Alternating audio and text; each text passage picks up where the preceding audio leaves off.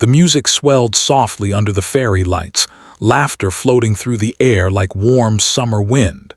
Mark stood near the edge of the ballroom, a glass of water in his hand, not champagne.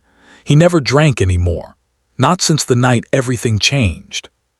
He was there only because his best friend, Daniel, was getting married. Mark had helped him through everything from breakups to bachelor parties. So, despite not being much for crowds, he'd promised to show up, smile, and blend in. But blending in wasn't easy when you were the only single dad in the room, with a 10-year-old daughter waiting for him back at home, sleeping with her favorite teddy bear, the one her late mom had given her. He was fine, or at least that's what he told himself every day. Fine being alone, fine watching other people dance, fine living quietly between work, school drop-offs, and bedtime stories. Until she walked in. She wasn't the bride. She wasn't even a bridesmaid, just a guest like him, but she moved like she belonged to the music. A long emerald dress shimmered as she laughed with a group near the dance floor. Every now and then, her eyes flickered across the room and stopped on him. Once, twice. He looked away, pretending to check his phone. Then, as the slow song began, he felt a tap on his shoulder. "Hey," she said, smiling.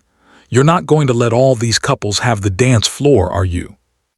Mark blinked. I don't really." Before he could finish, she reached for his hand. "Come on, one song." He froze. "I'm really not." "Dance with me," she said softly, eyes searching his. "Before he notices." "Before who notices?" She just smiled. "You'll see." They stepped onto the floor. The lights dimmed to gold. The world shrank to music and her hand resting in his, warm, confident, alive. For the first time in years, he forgot to count the seconds, forgot to guard his heart.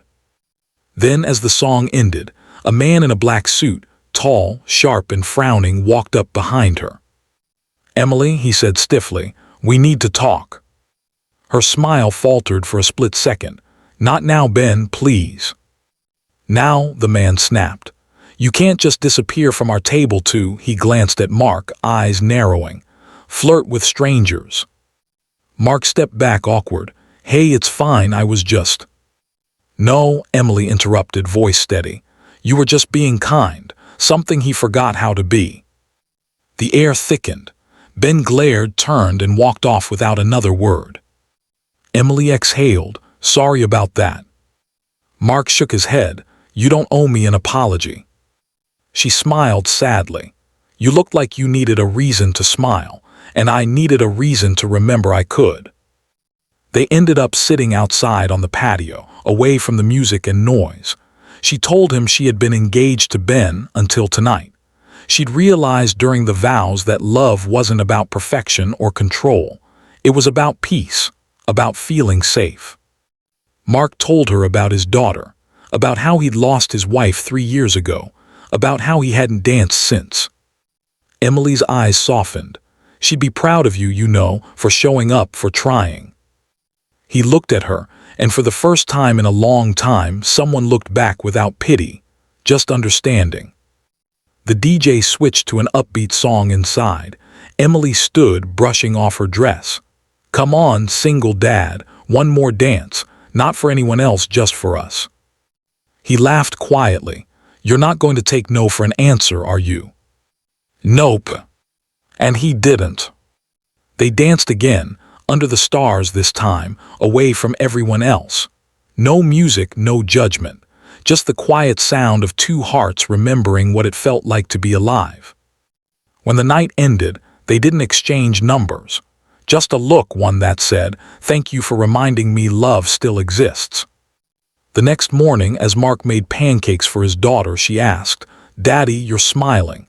Did something good happen?" He smiled wider. "Yeah, sweetheart, I think it did." Moral: sometimes life doesn't bring love wrapped in forever. It brings people who remind us how to feel again. And that's where healing truly begins.